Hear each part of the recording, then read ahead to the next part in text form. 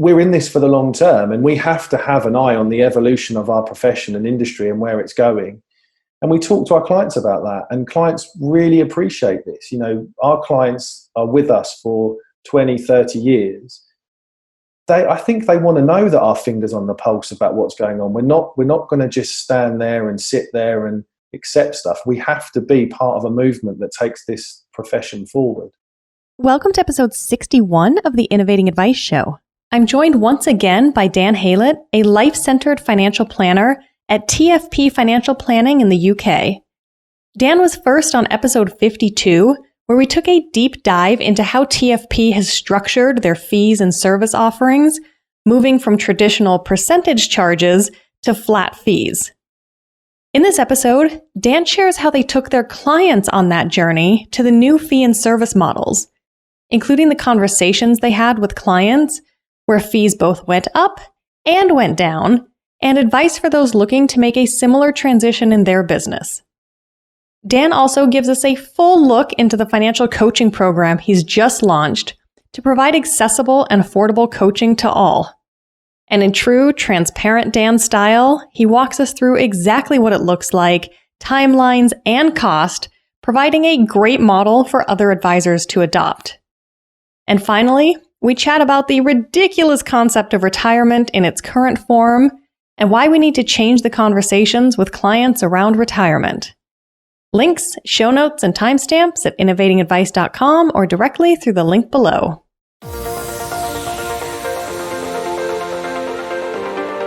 You're listening to the Innovating Advice Show, and I'm your host, Kate Holmes, bringing you the global pulse on financial services innovation, featuring financial planners, financial advisors, and related professionals from all corners of the globe.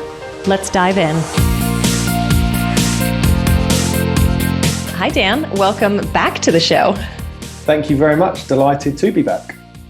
So for those of you that missed Dan's episode, he was on about a month or so ago on episode 52, where we talked a whole lot about the hot topic of fees. He shared the flat fee structure that they're using at TFP, talked about transparency in listing everything online along with examples.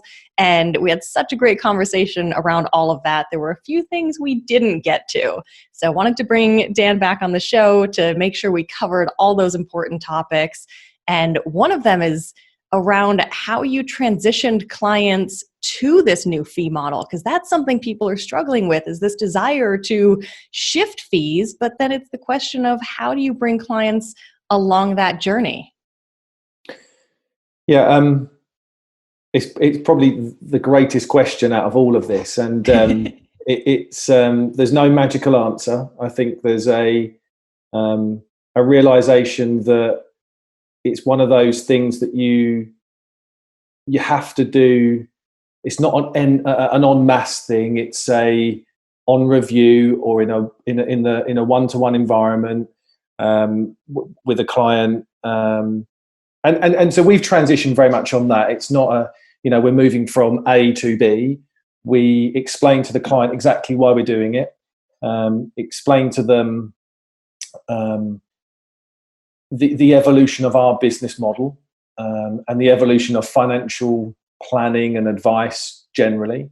Awesome. For a number of our clients, it's a savings in fees. So, we're not, we have that conversation, and the ones that we've transitioned across have not, I suppose the common kickback would be, have I been paying too much in that case? But they've not said that. They're not wildly out anyway in terms of what they've been paying.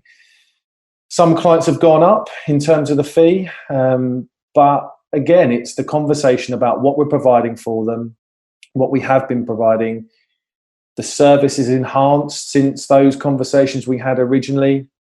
So I think some of those challenges are all in our heads. Yes. And,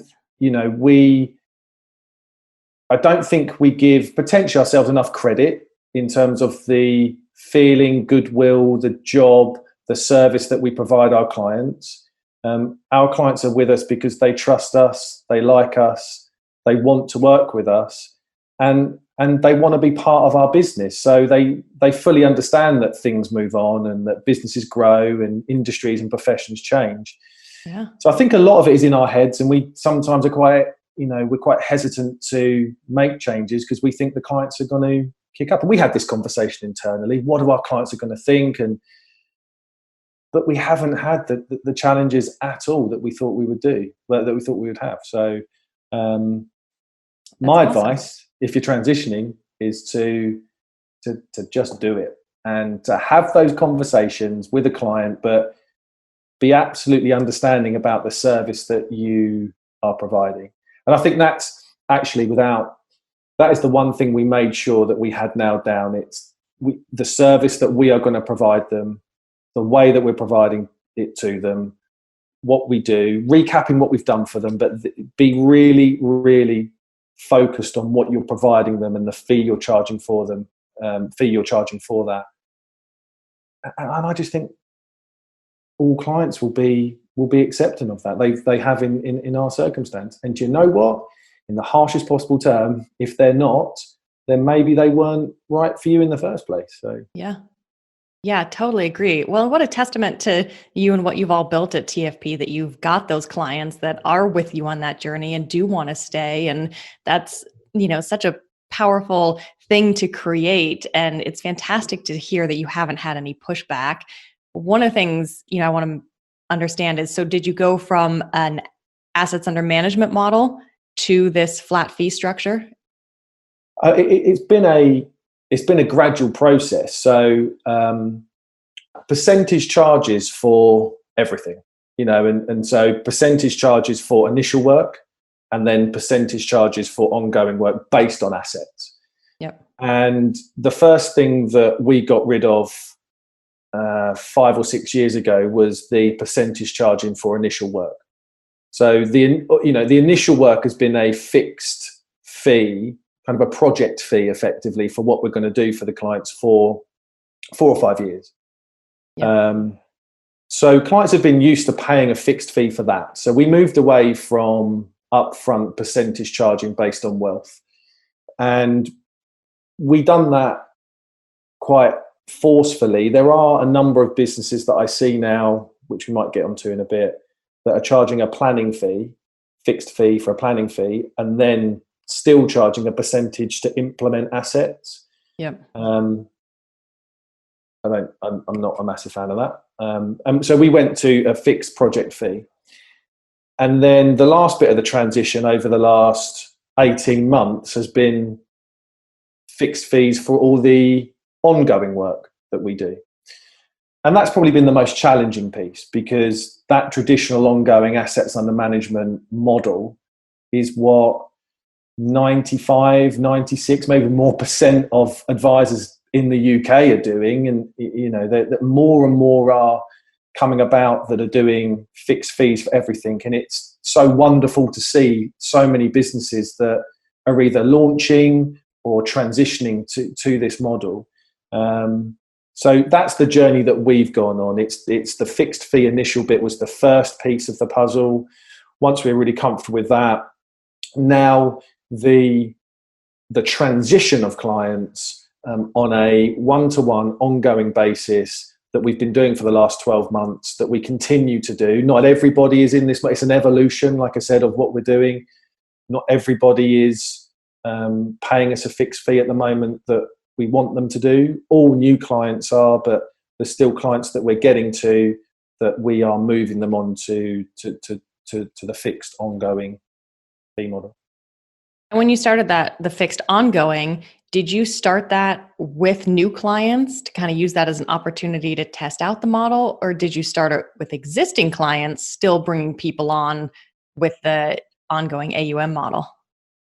So new clients originally, first up. So, when we finalised what the model looked like, and we took all of our experiences about the services that we provide our existing clients and come up with the service and fee model, that was for new clients entering the business. And actually really quickly, we found that although we knew it was the right thing, really quickly we found that this is absolutely the way that we need to go, and the transition is going to be a bit easier than what we thought. And Awesome. and so, we started going into our existing clients and talking to them about the new service. And because we had it in a position where we knew exactly what the fee for service was, again, we were just, I think, hugely passionate about this when we talk to people, and that passion and focus and purpose comes across to our clients, and they fully understand what we're doing and why we're doing it, and understand that it comes back to a point I think I made in the first time that we talked. Myself and my other director, I'm just the right side of 40. He's just the other side of 40. Not that I remind him too much. But we're in this for the long term, and we have to have an eye on the evolution of our profession and industry and where it's going. And we talk to our clients about that, and clients really appreciate this. Our clients are with us for 20, 30 years. I think they want to know that our finger's on the pulse about what's going on. We're not going to just stand there and sit there and accept stuff. We have to be part of a movement that takes this profession forward. And we talk to them about the scenarios that might happen. We say to them, it might be at some point in the future that the regulator bans taking any fees from product. They've done it in other countries. I think it will come in the UK at some point. I put my tin hat on and get abused for it, but I think it will come. I think at some point in the future, there will be some sort of ban on taking fees from products. So this is about us saying it's a fee for service that we want you to pay us. And when you get used to that, if there's anything come our way in the future, this is not going to be a shock. We're already set up for what we believe is going to be the future of our profession. Yeah. Yeah, I agree.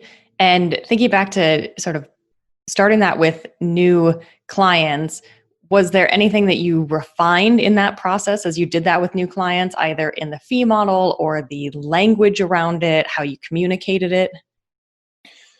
Yeah, lots. Again, there was no real blueprint to it, and there's a couple of quite high profile planners in the UK that charge this way, and we had some conversations with those guys.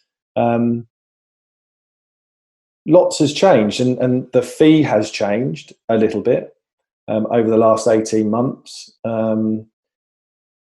and again, the way that we communicate it's now a lot more purposeful than it was 12 months ago. We know this works. We know it's the right way. We know the industry's moving this way and the profession's moving this way.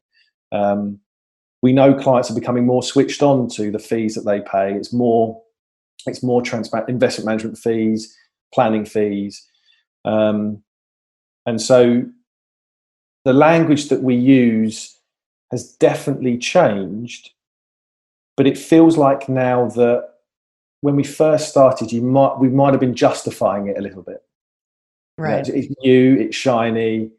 You end up getting on the back foot a little bit with it, but now we're firmly on the front foot. There's no justification. This is how we do it. This is why we do it. This is the fee that we charge, and this is why we are really good at what we do. And it's that focus that comes in and to new clients. Yeah. And that's great to hear. And that's what I've always recommended to advisors. This has been going on for years now as people are looking at shifting their models. And, so often you're right, they absolutely get in their heads and think, how are we going to have this conversation? And so my advice has always been start with new clients. That's a perfect guinea pig for it. And that will allow you to refine that pitch and get that confidence and get that feedback and shift the model so that when it is time to go to your clients, you're fully ready and look at the results you had. No pushback. Everyone's fully on board and shows what a forward-looking, evolving organization you have. Yeah, absolutely. I could not agree more. Absolutely. And like you say, you can refine that. You can understand what the feedback has been. And actually we had some really good testimonials, is probably the wrong word, but that feedback you get from clients that have come to us from other advisors that have worked with us, and our fee model is very different, but it gives you more confidence. And, we've had comments like, well, I don't get why everyone charges that way then, because I get this makes absolute perfect sense. So why does 95% of the industry charge that way then? And you get more confidence that actually, yeah, we are doing the right thing, and this does make sense. And you take that confidence into those existing client conversations, which actually where you probably need to be more confident about what you're doing. So absolutely agree with you. It's worked really well for us. Awesome.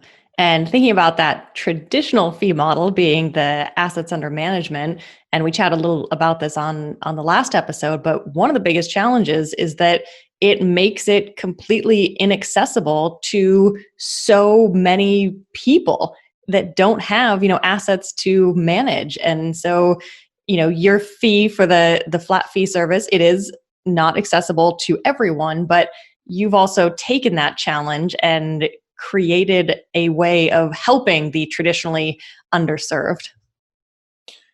Yeah, look, I absolutely love the coaching, the planning, the understanding, the conversations, those light bulb moments. I love helping clients come to their own conclusions. It's such a powerful piece of what we do.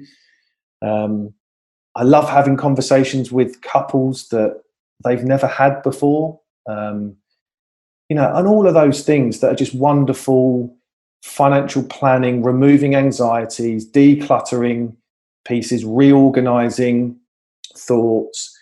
And actually, for me, none of that is advice. None of that is in traditional sense. So none of that is a regulated advice piece. And what I want to do, and what I'm going to launch very shortly, and you've had guests on the podcast that have talked brilliantly about this, and where financial planning done properly is financial coaching. That's the future.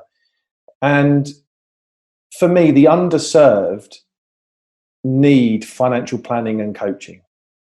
They don't necessarily need advice. You've got Vanguard over in the UK now making waves with direct-to-consumer pensions and ISAs that cost an absolute fraction of anything they're going to get anywhere. Product advice, investment advice, it's a commodity. It's getting more and more commoditized. But what the 30 and 40-year-olds need is guidance, education, coaching, and planning. They need that in abundance. And for me, it's all about a non-regulated financial coaching program that makes it more accessible for them, because to turn the lights on in an IFA's or regulated financial planner's practice costs money, from compliance and regulatory costs and public indemnity insurance and everything else you have to have. And I just don't think they need it. And the model of only delivering advice to these people, so you can't come this way because I've got no assets that I can charge you from, and you can't come this way because you can't afford my minimum fee, because that minimum fee helps me stay in business. Yeah. Let's blow that out the water. I mean, we all know as financial planners that 80 to 85% of the impact that we have on our client has nothing to do with regulated advice. Nothing. And in fact, there might be occasions when a lot more is nothing to do with regulated advice. Yeah. So that's the model that I want to bring. It's a coaching and planning model that sits down with clients on a one-to-one basis. People that are accumulating but actually don't know what they're accumulating for. They don't understand necessarily their relationship with money or why money is important to them. And we go through those questions. We have a look at some financial planning methods for them, much like we do in normal, so cash flow modeling, etc. But just giving them the space and the freedom to talk about these things, understand what they're doing, transport them into the future so they can see that they actually need to make some decisions now if they want that life going forward. And then help them and show them how to do it themselves if they want to. If they're short on product or they need a pension, they need an ISA, just show them the 4 or 5 websites that they can go on. Help them understand what financial risks are. Help them understand that stuff. They can go away and set up a pension themselves. It takes 10 minutes on Vanguard to set up a pension, to transfer anything across to them, and to set up a regular payment in, right? And we can show those people what you need to pay in regularly if you need to, and all that stuff.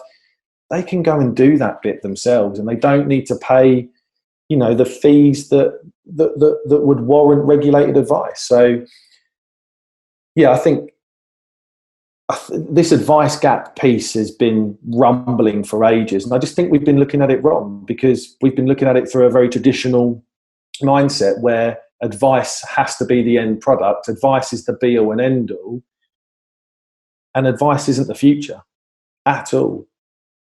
And I think financial coaching and planning and that model is not just going to be reserved for the 30 and 40-year-olds. There'll be people that will go through retirement that will just have financial coaches and planners in the future as products become more commoditized.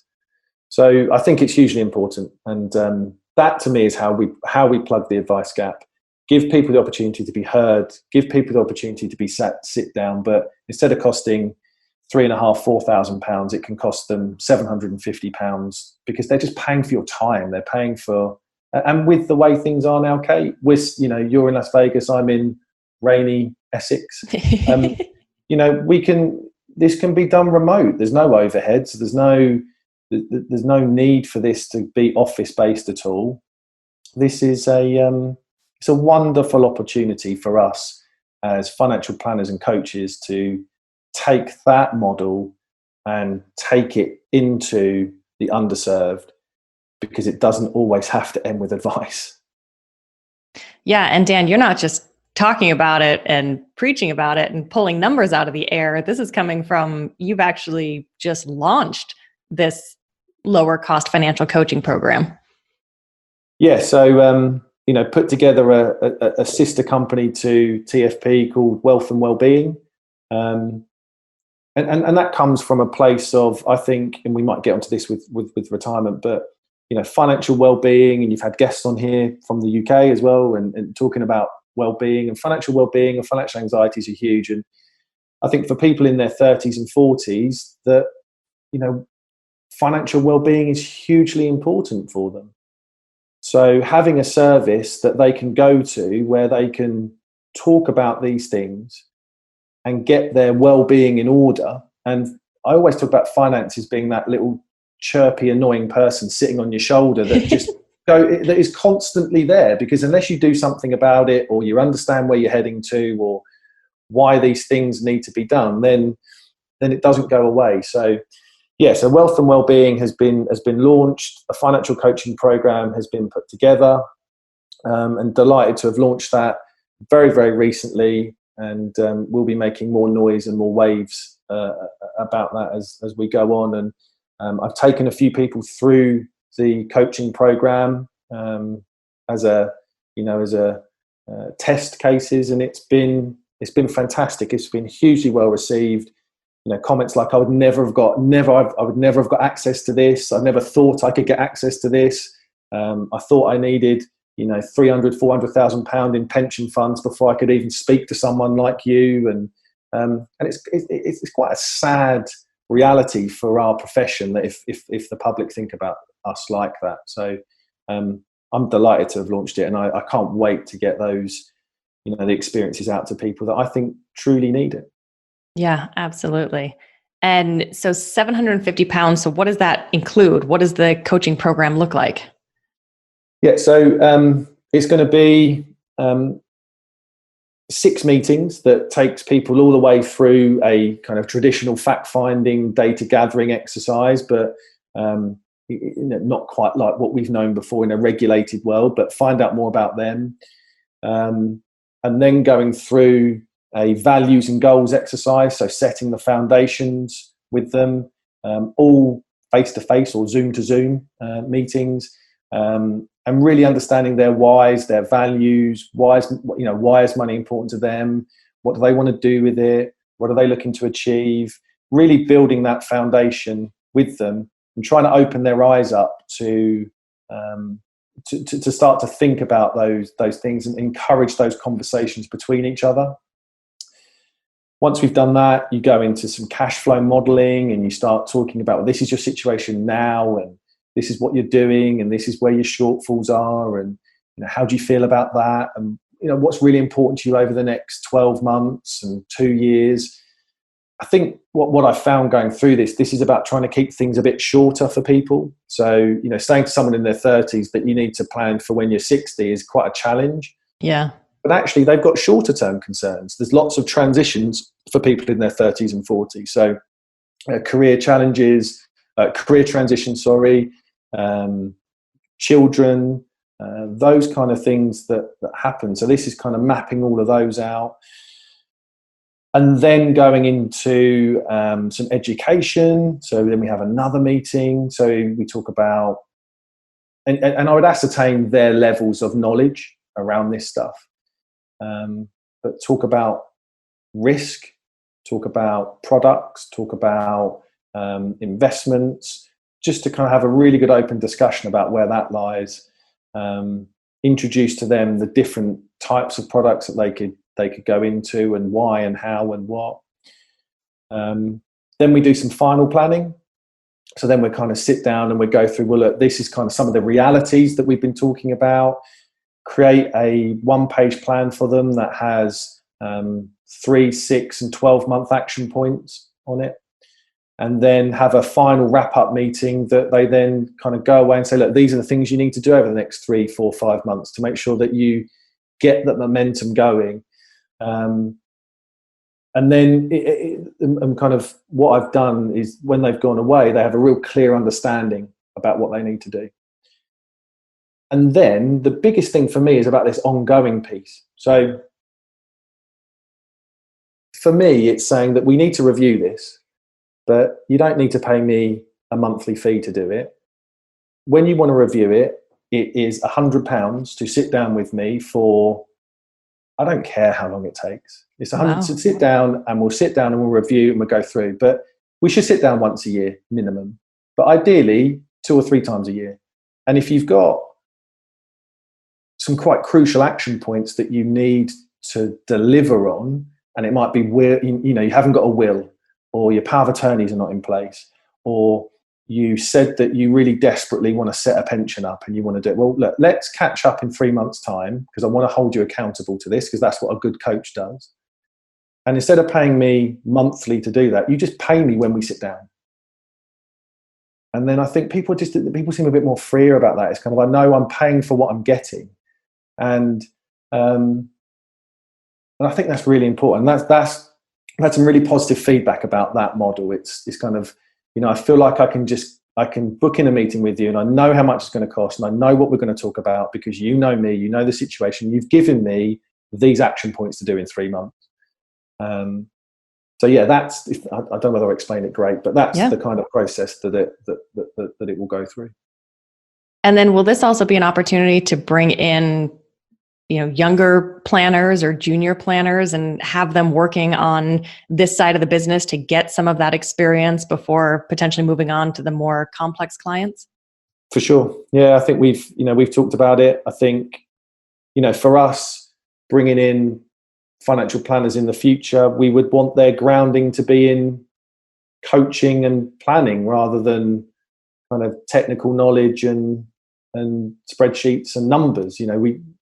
That is where the future lies. So having the ability to do this and get people used to that way of thinking before you then bring in numbers for people that are in retirement effectively, I think it's a great grounding. We've got a really vibrant staff, that they're all under 30 and they're working their way up, and paraplanners and admin support and trainee paraplanners. and it's just a great route for them to go into as we build this service out, and it's a great way for them to talk to their friends and their mates about what, the benefits of financial planning and coaching can do. So yeah, I think it's win-win. Yeah. And so last question on that, over those 6 meetings, sort of what's the time period for those? Yeah. So it's going to be about 8 to 10 hours, I reckon, something like that. The planning meeting will be a couple of hours because it's the questions around, you get the what ifs and what happens here. And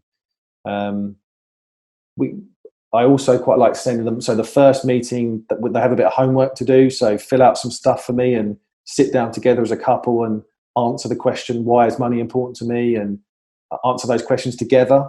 And then we come back and talk about it. So yeah, between 8 and 10 hours of planning. But again, I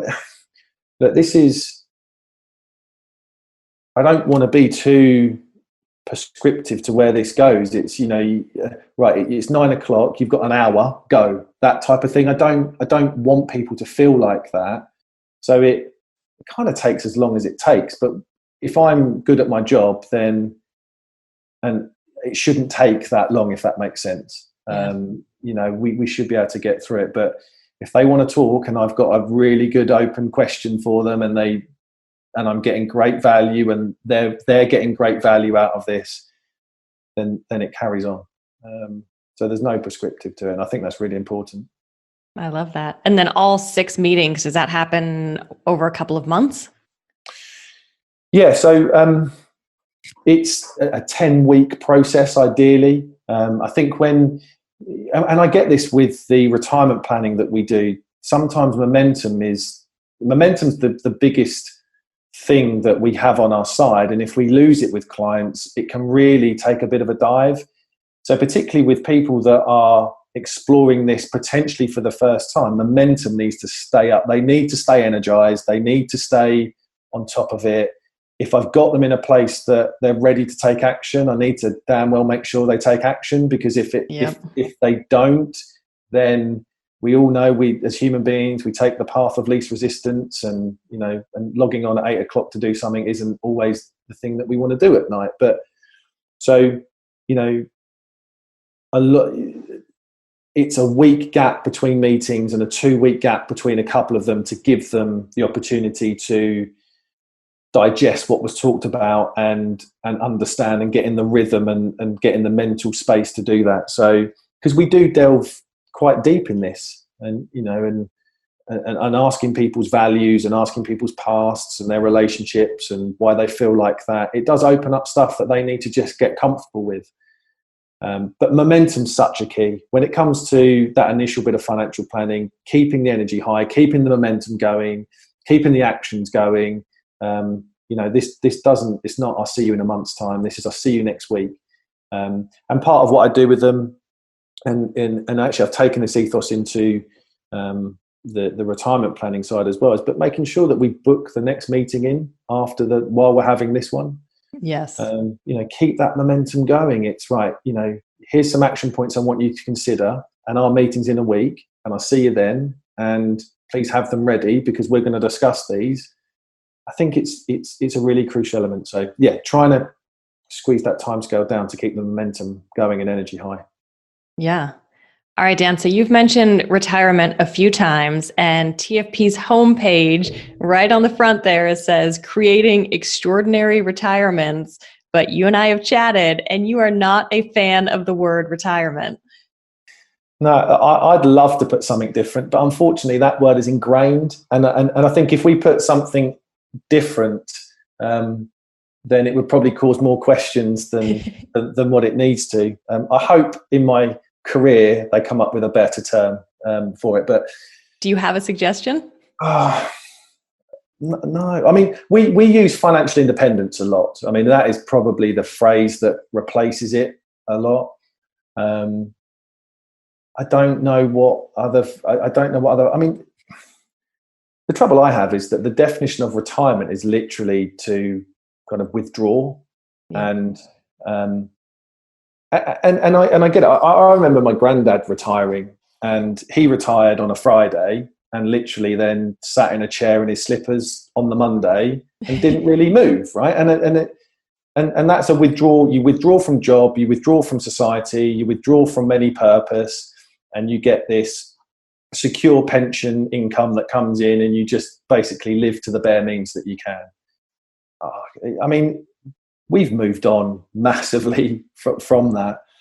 So no, I don't have a suggestion. I'm thinking, and I want to come up with something. But it's that, you know, retirement is, and as Carl Richards says, it's such a dumb concept. You know, it's just stupid, because it's whoever wants to withdraw, and why do we let governments or colleagues or pension schemes dictate to us when we retire? You know, if you ask someone, when do you want to retire, 95% of people will say 65 or 66, because that's when the state pension comes in, or that's what's on my pension statement. And that really does frustrate me, because that's not what this is about. And it's doing more of the stuff that you love doing, less of the things that you don't.